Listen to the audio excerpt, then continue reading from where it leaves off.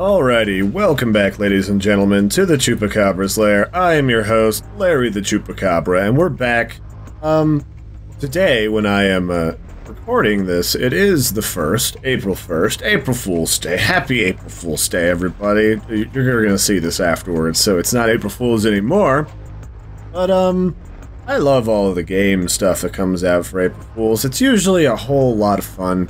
And, I missed out on quite a bit of it last year, but this year I'm gonna spend a little time this week going over some of the game stuff that happened. A lot of tank-related stuff in my circles of intrigue, as it would happen. So the first thing we're gonna check out today is World of Tanks Operation Undead. And this is just from the same people that make the, World of Tanks game that you can play for free. You can play a tower defense game that takes you gallivanting through zombie hordes in World War II. Presumably, Hitler did some spicy stuff involving, raising the dead, probably Satan and what have you. So, there's a cool tower defense game we can play as their April Fool's Day prank. Truth be told, doesn't feel very pranky. Not super worried about it. So we'll start our adventure here at the Tankadrome. The battle for the Tankadrome. This is where we keep all of our sauciest weapons. And I'm going to start by building a Grim Reaper. And this Grim Reaper, it's an anti-tank gun. I think it looks German. And its job is to use a burst round and do a lot of damage to a large number of zombies. Which I find to be rather useful. Don't you?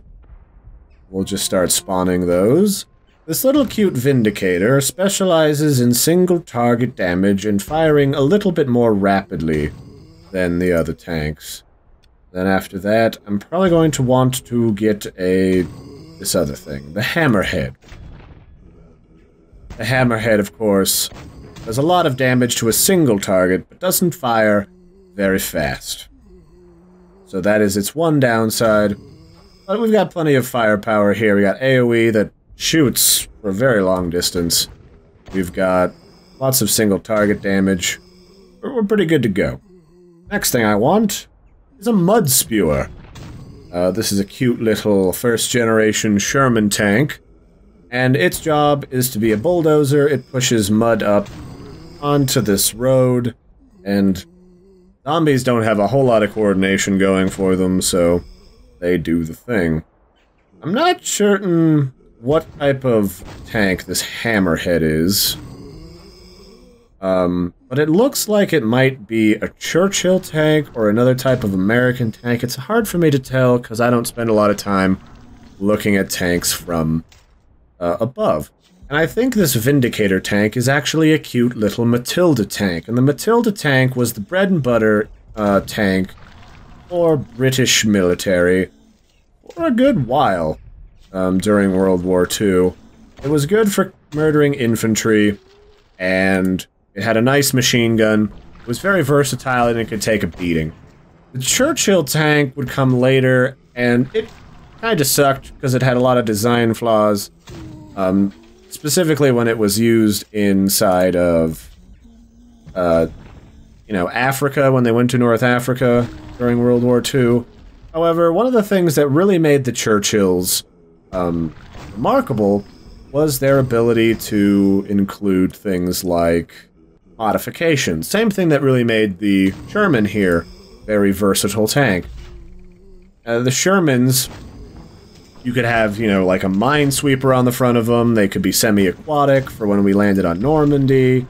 All sorts of stuff that made them a very reliable weapon overall. Very, very nice piece of equipment. Might be running into some trouble here, though.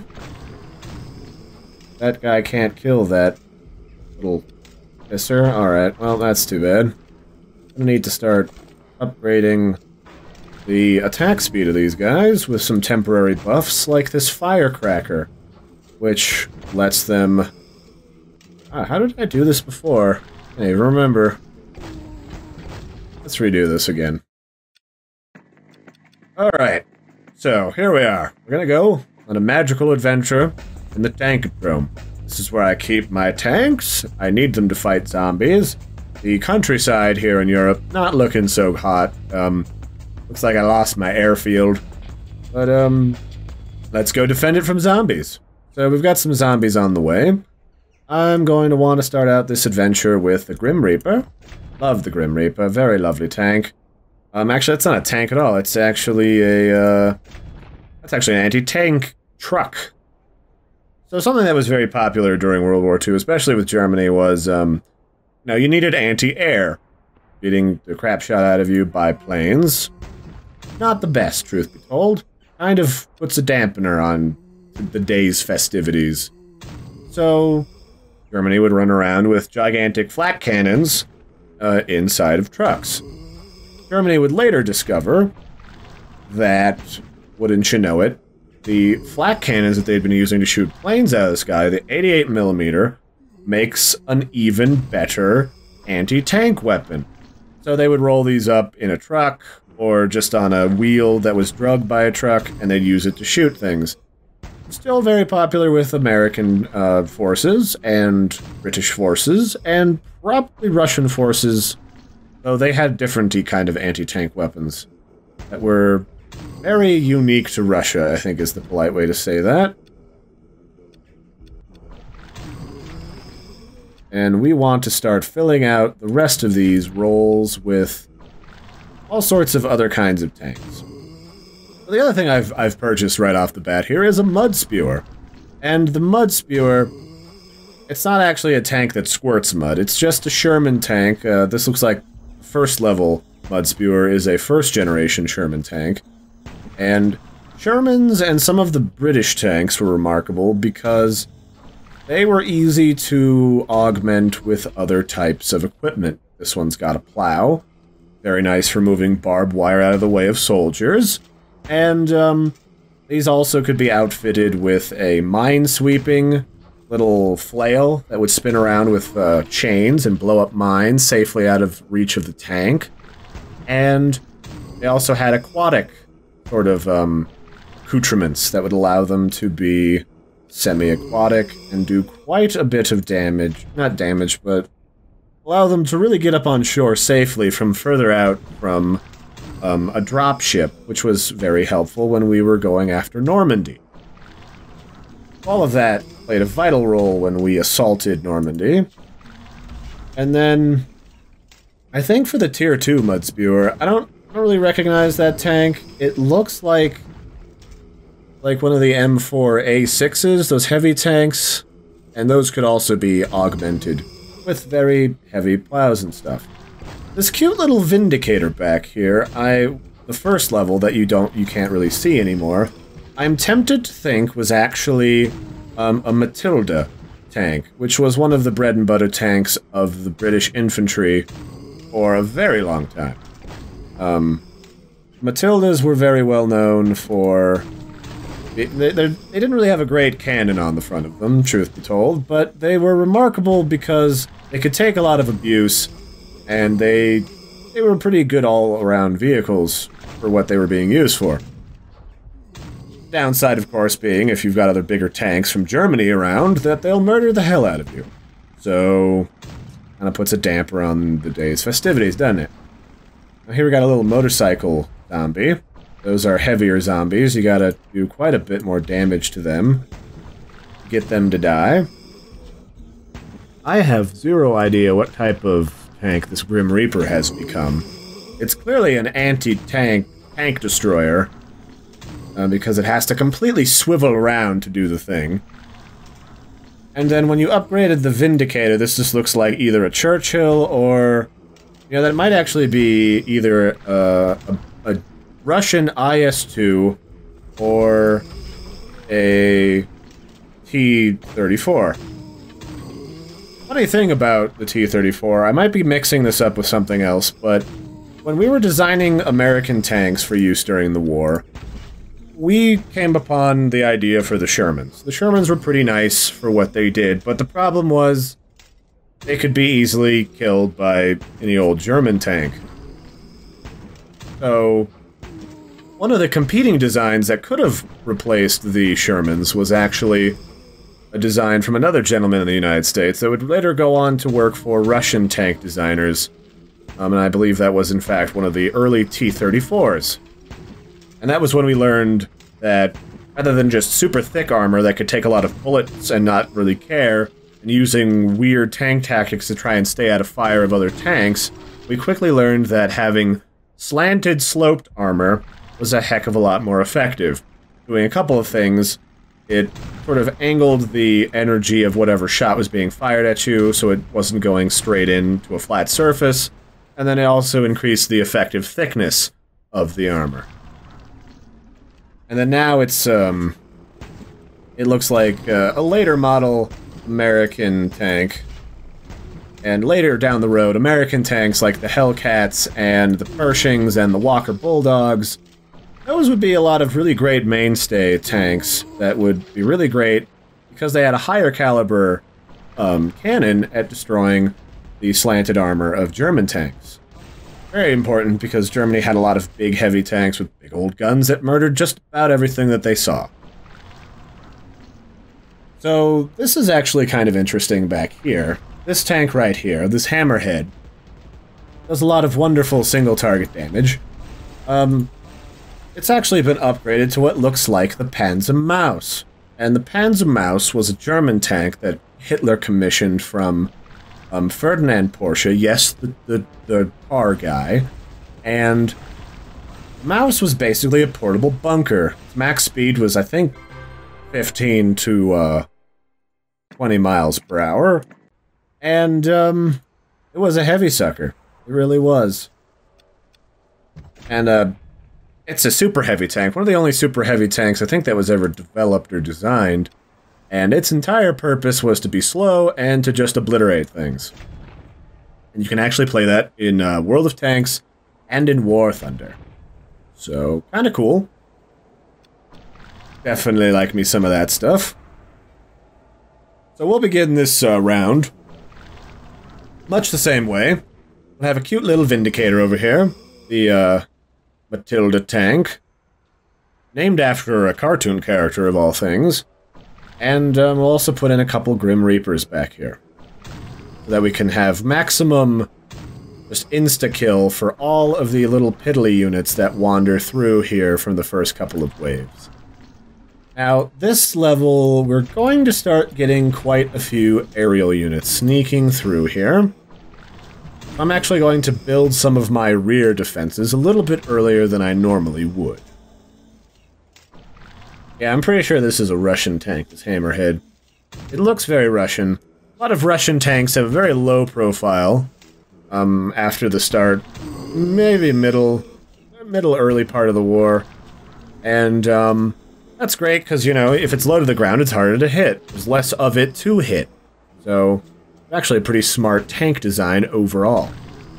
Another thing I want is I'm going to put a couple more Hammerheads in here and Vindicators. So that I have a lot of hard-hitting tanks where I need them. And then almost immediately I'm going to upgrade my Vindicator, because their rate of fire is very important to upgrade. Then back here, you may have noticed, but I didn't say anything, I have built a pair of Fly Swatters. Fly Swatters are flak cannons. Well, flak cannons are a term coined by the German military. These are basically anti-air guns. They're just high-caliber machine guns that shoot shrapnel into the air. Well, they shoot bullets into the air. That lets you shoot at planes high up in the air. And a lot of them would actually, depending on how their accuracy was, they were designed to shoot little air bursts into the air, which meant the shell would go up into the air, and it would shatter, and it would explode into 1,000 little bits and murder things. Because planes back then weren't exactly reinforced tanks in the air. A lot of these planes right here, in fact, are old biplanes.